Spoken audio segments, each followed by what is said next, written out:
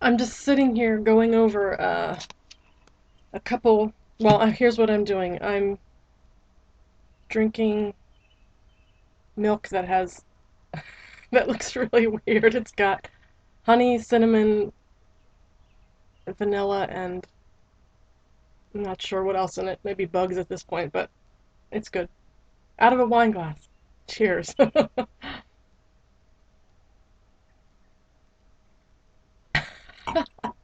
Oh, my face is all red. Um, and I'm always hot.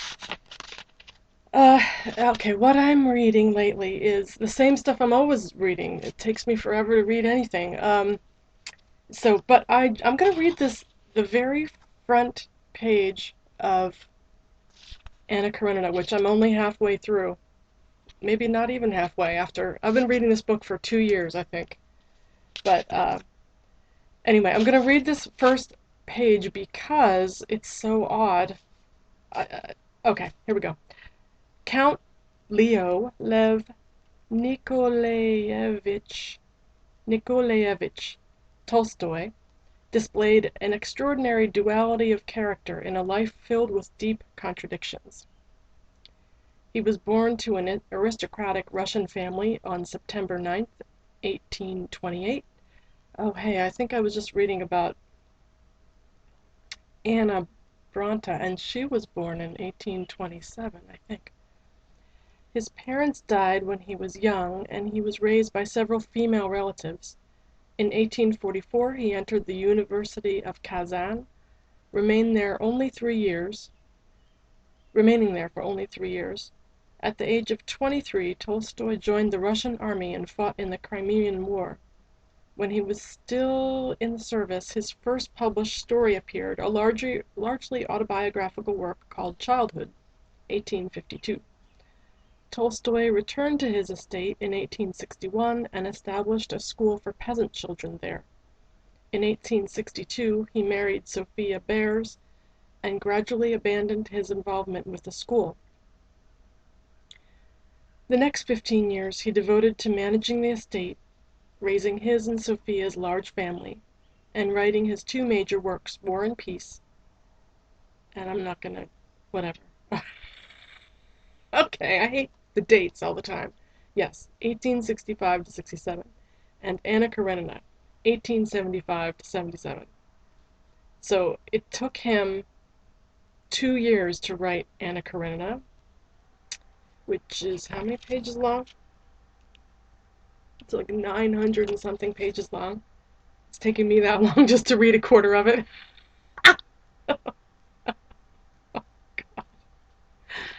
During the latter part of this 15-year period, Tolstoy found himself growing increasingly disenchanted with the teachings of the Russian Orthodox Church. In the ensuing years, Tolstoy formulated for himself a new Christian ideal, the central creed of which involved non-resistance to evil. He also preached against the corrupt evil of the Russian state, of the need for ending all violence, and of the moral perfectibility of man. But is there a typo in this sentence or what? Because it says the central creed of which involved, quote, non-resistance to evil. What the freak are they talking about? Anyway, I'm trying to read that. And then my dad is cleaning things up, and he gave me this book called It Runs in the Family, on being raised by radicals and growing into rebellious motherhood. Frida Berrigan. Because he was friends with these Catholic rebels. He's still friends with these Catholic rebels. And anyway, let's see. Introduction. Can you be fully committed to changing the world and change diapers at the same time? Can you be a nonviolent revolutionary and a present loving role model for your children? Can you hold the macro, justice and peace and the big issues of the day, in one hand, and the micro, boppies, wipes, third-grade science projects, and playground politics in the other? My parents did not think so. and did not plan on having children. Father Philip Berrigan, a Josephite priest, and Sister Elizabeth McAllister of the Religious of the Sacred Heart of Mary, both peace and civil rights activists, met at a funeral in 1966. Each of them was fully committed to revolution inside the church and throughout society.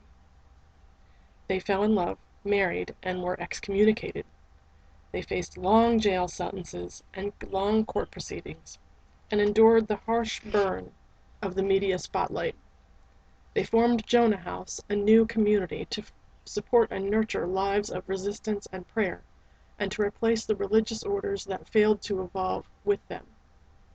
They did not see kids as part of that picture, but then I came along. My brother Jerry followed a year later, and 7 years after that our sister Kate was born. So much for natural family planning. They must have been using the good old rhythm method. Well, I don't have to worry about that. All right, now,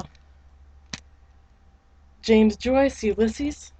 I got this book out once years ago, and I think I'm at the same part I am always on when I read this book, which is somebody's always shaving. It never ends. And I like James Joyce. I've read Dubliners. I read A Portrait of the Artist as a Young Man, and I can't find the beginning. S, it's got a big S for snake. Buck Mulligan came from the stairhead, bearing a bowl of lather on which a mirror and a razor lay crossed. See, he's always shaving. That's all I'm going to read of that. Oh, but this is fun. This is the best one so far. Because I have to like a woman the best. And, let's see. I'll just read where I am right now. Where was I? I was at the beginning of every book. Hang on.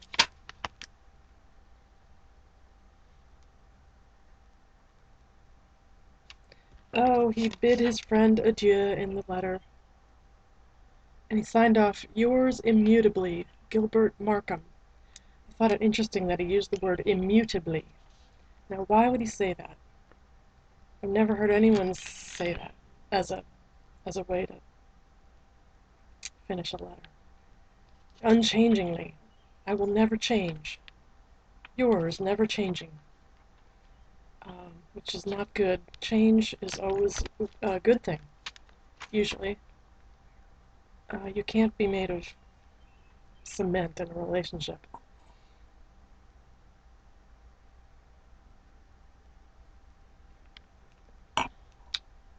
Let's see. And here's where I left off this morning. I had to go eat a fried egg or something. It's important to eat. I perceive with joy, my most valued friend, that the cloud of your displeasure has passed away. No one talks that way anymore, and I wish they would. I would like it if my neighbor would say, I am glad that the cloud of your displeasure has passed away, Phoebe.